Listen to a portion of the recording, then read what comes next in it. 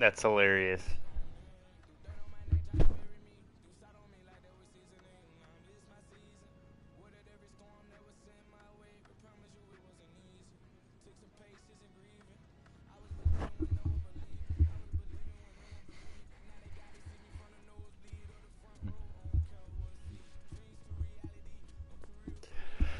We are back, Season 4, Big Cotter Baseball. As you'll see in the middle there, or in the right side of the screen, Cotters are no longer the first overall team in the preseason. And I don't really know why that is. Everyone's continued to progress. The overalls are still very high on these players. And the Cotters are third, and they've gone down in some categories, but it's probably just because they've seen us choke every year, so they got to see us win before they give us their respect anymore. But anyway, All-Star break, we'll go month by month and check what's going on. I was looking at the division preseason. The Angels, who are 6th preseason, the Rangers, who are 7th preseason, and the Cotters, who are 3rd preseason. So this division's once again loaded. Let's get our overalls back to where we started here soon. Well, that would be decreasing them because almost everyone's gotten better since they started. Sam's the only one that's gotten worse. And I don't really know why that is. Everyone else has gotten significantly better since we started. I've only gone up 1, I think.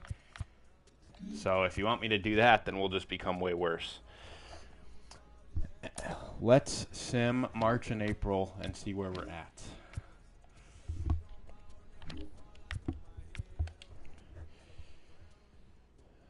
All right, just put the minimum number of pitchers on the roster. Let me make sure that everybody that should be on the big league team is still on the big league team. Okay, good.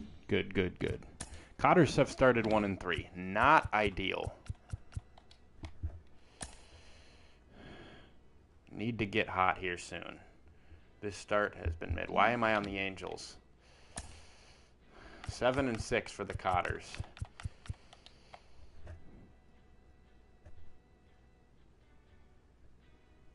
Yet another mid-April for the Cotters. It's nothing new. We're used to this. 16-15 month of April for the Big Cotters. Pretty much what it's been every year. 4th place in the division through 1 month. This is nothing new. Our rankings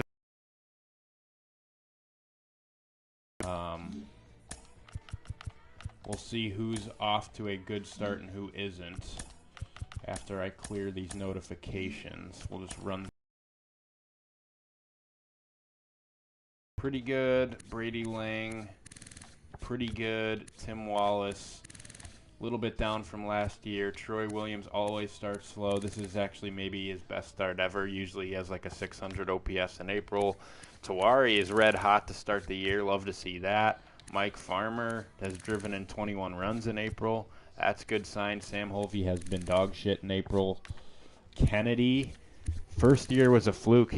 First year, his feeble self was a fluke. He is just raking all of a sudden, and Caleb Cotter has not been good in the month of April, but plenty of time for him to get hot. He's a known playoff performer. Pitching rotation, Tosk dominant in April, Terry dominant in April, Rydell dominant in April. First time that's ever happened. My God, is that bad. Amari is throwing batting practice in April, and Van Ness is throwing batting practice in April. Youngman's already thrown 30 pitches. 30 innings because the back 2 starters have sucked so much.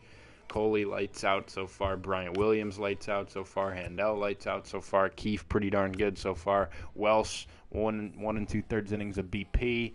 Tyson 5 1/3 innings of BP, and Rourke has not blown a save all April. Good sign there. On to May.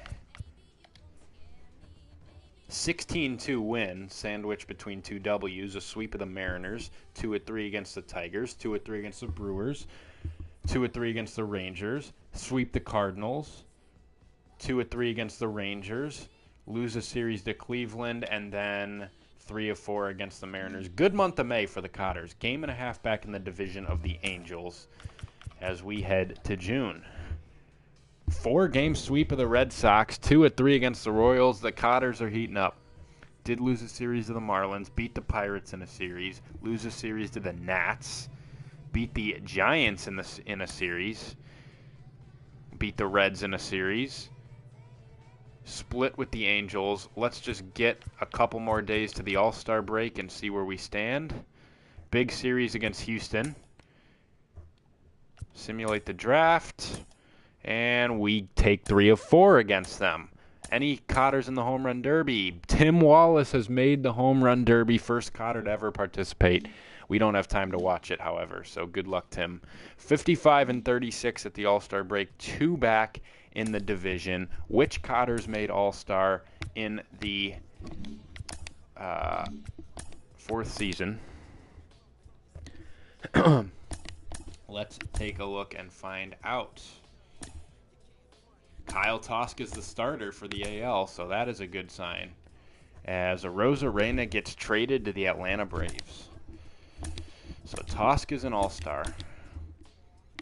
Jackson Rydell is an all-star first-timer. Love to see that. Connor Rourke's first year ever not making the all-star team. That choked away save in Game 7 has really haunted him. As the Cotters have 2 starters, Joel Salin finally gets to start the all-star game. Love to see that. And Tim Wallace back to absolutely raking, just like last year, and no one on the bench. So the Cotters have 4 all-stars, 2 pitchers, 2 hitters. Solid showing for the Cotters in Seattle for the all-star game, and a very solid first half of the year. Let's check some numbers on everybody through the first half. Joel Salin's an all-star starter at short, and deservedly so. These numbers are ridiculous. He's walked more than he struck out, first of all. Stolen 14 bags, 20 doubles, 13 homers, 48 RBIs, 907 OPS, a 4.4 WAR first half. Absolute monster. Brady Lang, no all-star this year. He's been solid, not great. He's kind of continued to deteriorate since these first 2 years, so not a great sign, but still very productive hitter for the Big Cotters. Tim Wallace, another MVP candidacy year, 300, 389, 570, 958 OPS, 20 doubles, 23 homers, 68 RBIs, and a 5 WAR first half of the year for Wallace, looking to match that 9.5 WAR season from last year. Troy Williams, very good first half for him, only 12 homers, 19 doubles, has driven in 45, 268, 384, 460, 844 OPS. Has always been a low WAR guy for his career. I guess he just sucks defensively, even though he's got 74 fielding and 98 arms, so I don't really know why. WAR just hates him, I guess.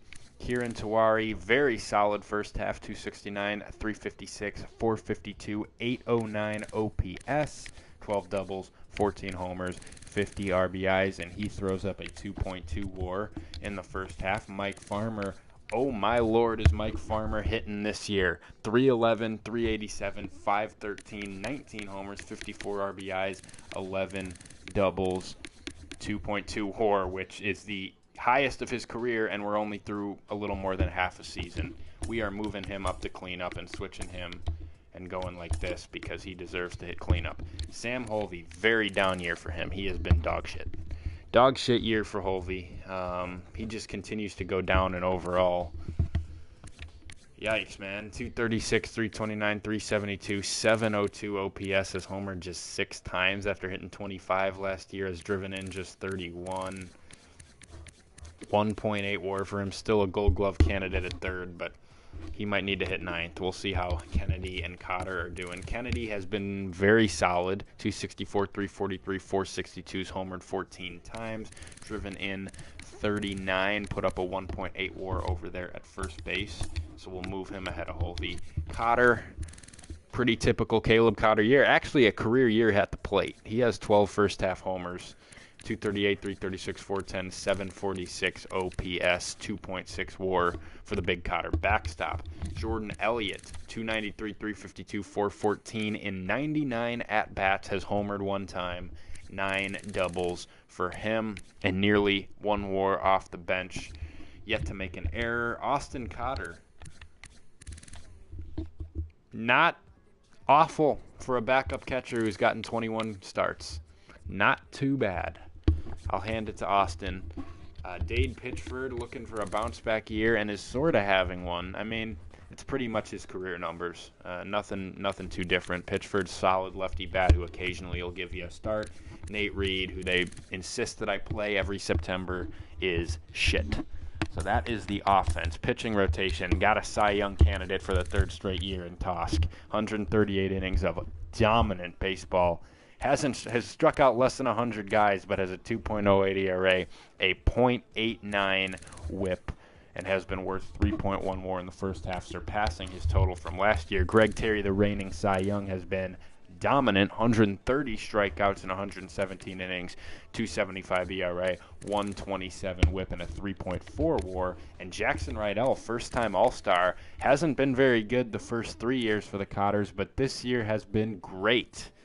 118 Ks in 119 innings, just 99 hits allowed, 2.79 ERA, 2 WAR first half for him. Amari is just straight batting practice, and he doesn't strike anybody out. 5.78 ERA. He's been Mr. Consistency the first 3 years, and now just fucking sucks. And Owen Van Ness for the fifth starter. Those numbers aren't awful for a fifth starter, but not great either. So the back end of the Cotter rotation has not been good. The top 3 have been awesome. And Jack Youngman has basically served as a sixth starter because he's thrown 69 innings of phenomenal ball.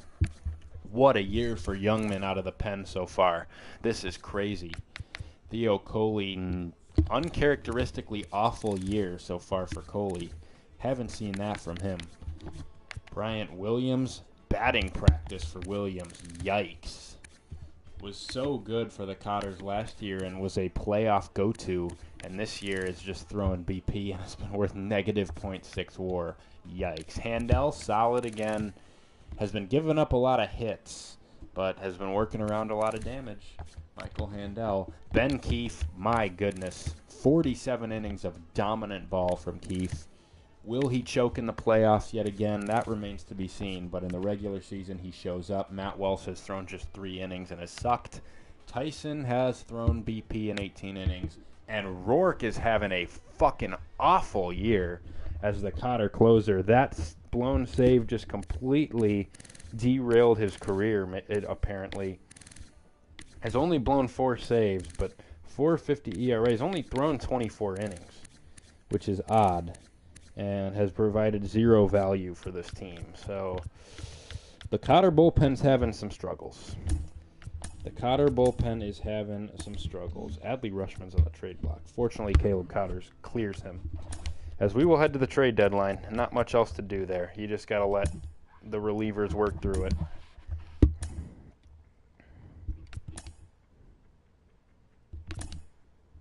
Cotters lose 3 in a row. Then they get 2, including a 14-1 victory, 2-3 against the Angels. Adley Rushman gets traded to the Chicago White Sox. Okay. And the Orioles, who just traded Rushman, get swept by the Big Cotters. Gabriel Moreno to the Phillies.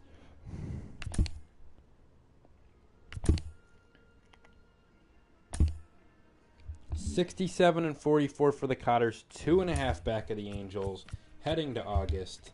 Let's continue to sim. Not a good start to the month of August for the Cotters. They do get 2-3 against Houston, split with Tampa, sweep the Twins, lose a series to the Rays, and here's the Angels series, 80-58. Cotters are 8 back. They may be wild card bound this year. It's not even worth simming this Angels series. 8 back is insane. Should start preparing for the wild card series, in my estimation. Best case, the Cotters sweep in their 5 back, so I'm not even going to quick manage these games. First game's Amari versus Sandoval.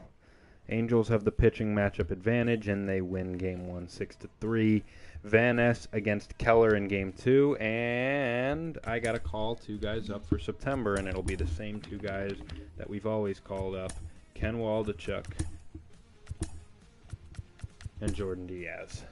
Honorary Big Cotters for the month of September, as usual. Cotters win Game 2 of the series. Tosk against Pearson in Game 3, and the Cotters win the series, so they gain a game. They're 7 out. Where are we in the wild card race? We are currently holding the first wild card spot and have a pretty sizable advantage on the 3rd spot. So the Cotters are guaranteed a wild card spot. Guaranteed a wild card spot. They need a miraculous run to go win the division. They're done playing the Angels. Let's see if they can really get hot and push. First up against the D-backs, win game 1. Rydell Martinez. Win game 2. Amari Kent.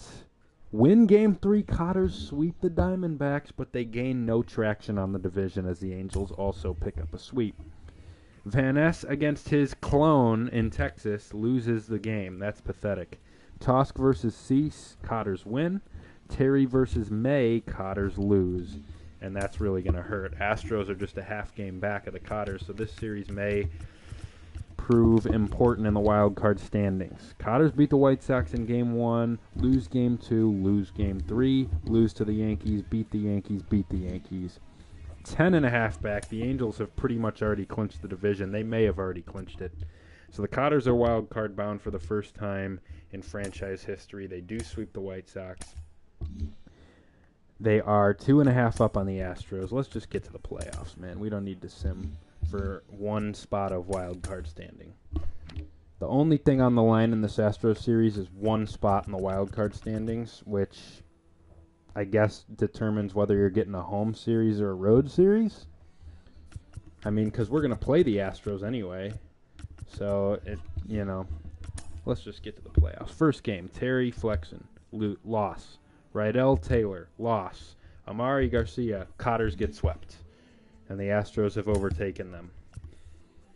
Van Ness against Miller, Cotters win. Tosk against Urias, Cotters lose.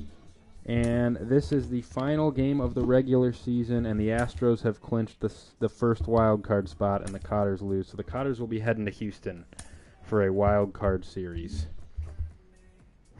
Tough regular season for the Cotters. We will check some stats in one moment.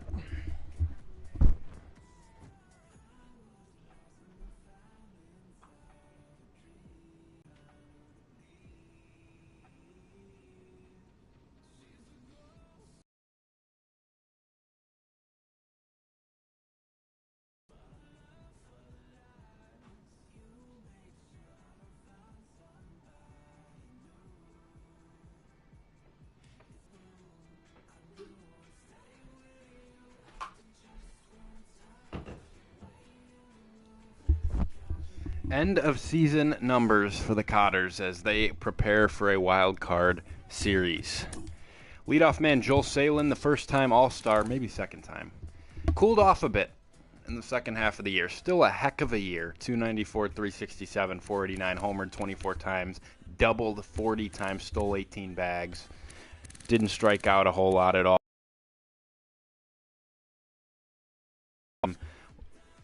Did cool off a little bit. Brady Lang heated up a little bit in the second half. 279, 378, 507, 884 OPS, 31 bombs, 87 RBIs, 36 doubles, and a 7.2 WAR season for the Big Cotter second baseman who lost an overall point for some reason after a 7 WAR year. My lord, did Tim Wallace pop off for the second straight year. 310, 392, 551, 944 OPS, 35 homers, 113 RBIs career high, 39 doubles career high, 83 walks career high, 8.4 WAR season, not quite 9.5, but an 8 WAR year after a 9 WAR year. Wallace has nearly 30 WAR in 4 years for the Cotters. What a beast. Mike Farmer, have a fucking year. 304, 376, 498, 874 OPS, homered 33 times, a clear career high. 92 RBIs is a career high. We'll live with the strikeouts when you're giving us 3.2 WAR at the DH spot while playing 0 innings in the field. That is so hard to do, to put up 3 WAR just DHing. What a year for Farmer. Troy Williams didn't have a bad year himself. Clear career high year for Troy. 286, 387, 490, 877 OPS, 25 homers, 88 RBIs, 32 doubles, 3.7 WAR, a clear career high on that front as well. So this Cotter lineup is absolutely raking. That is not the reason they didn't win the division. I'm a little nervous to look at the pitching staff because every guy in the top 5 of the lineup was amazing. And Tawari wasn't half bad himself. 266, 352, 471, 822 OPS, 27 homers, 80 RBIs is a clear career high for him. Everyone's having career highs in like 5 categories, and yet we didn't win the division. This pitching staff is terrorism. Kennedy, he was good. 263, 344, 441 slug. Did have a down year from last year, but 784 OPS from your 7-hole hitter. He hit you 23 homers. I mean, the pitching staff must have literally been a bunch of Osama bin Ladens, because this is insane. Now, Hovey was shit, so there's one guy that was just total ass. 233, 317, 350, 666 OPS. Homered 9 times after a 25-homer year. I mean, this is awful. What the fuck happened? A 2-WAR year after 4-1, 5-2, and 4-6. He might not start every game. Same old guy. In fact, he had his best offensive season of his career by far. He homered 23 times, drove in 63 runs, hit 253, 338, 439, 777 OPS, and put up 4.6 WAR at the catcher spot. At the very least, we're going to do this in the lineup, as Caleb Cotter had his best year. Jordan Elliott, 161 at-bats. I mean, he wasn't very good. He was a slap hitter. He was basically Nick Madrigal Jr., but 286, 347, 379, 725 OPS. He may get a couple starts over there at third for Hovey in the playoffs because he's got, 81 field? His arm is shit to play third, but we could probably live with that. Austin Cotter, 35 games, and it could have been worse. It could have been worse. 664 OPS is dog shit, but we'll take a 276 average, and we'll take literally 0 value to the team. Hey, he wasn't negative value. That's all you can ask for from Cotter. Pitchford, very solid year. He had 238 at-bats and was pretty solid. 265, 345, 437, 782 OPS, homered 9 times, and gave you a 2.3 WAR. He outwarred Sam Hovey as a bench player. He might get some starts over him in the playoffs. And Nate Reed, dog shit in 21 at-bats. Irrelevant. I am a little nervous to see how terrorism this pitching staff was, because if that offense can't win the division, then this pitching staff must have literally been ISIS. Tosk struggled a little bit in the second half. Now, as I say that, he went 224 innings with a 2.77 ERA, but he was at a 2.08 ERA at the All-Star break, so a ERA in the first half. So this whole pitching staff just gave up just through BP in the second half of the year is what I'm gathering from this. 212 innings. Good year, though. Best year of Rydell's career, even with the struggle second half. Amari was a little bit better in the second half. 171 innings of pretty shitty ball, but better in his first half numbers. And Van Ness was just batting practice. I mean, this guy was dog shit. This guy will not be touching the mound in the postseason, I'll tell you that much. They call up Waldachuk. Youngman might get a playoff start. If we get to the DS and there's a game 4, he might start, because he basically was the 6th starter for this team, throwing 112 innings, and was much better than like every starter except Tosk. 296 ERA, 116 whip. Didn't strike out a whole lot of people, but really, really good year, and ate a ton of innings out of the Big Cotter bullpen. Coley had a terrible year. Unbelievable. This guy was working in coordination in Afghanistan with a terrorist organization with these numbers. I mean, my fucking word, dude. He's been so good for 3 years and then just decided he was going to take a trip to Afghan. Bryant Williams, same fucking thing. I mean, what in the planet are these numbers, dude? This bullpen is awful. Negative .3 WAR. Michael Handel is all reliable, though. This guy just continues to get it done. 42 innings of great baseball for Handel yet again. One of the only guys that is probably going to get trusted in the playoffs, along with Ben Keefe, who threw 90 innings. I mean, Ron Harper Jr. literally has some type of murder plot on Keefe to make his arm fall off his body with the amount of innings that he's had him throw out of the bullpen. But he was lights out.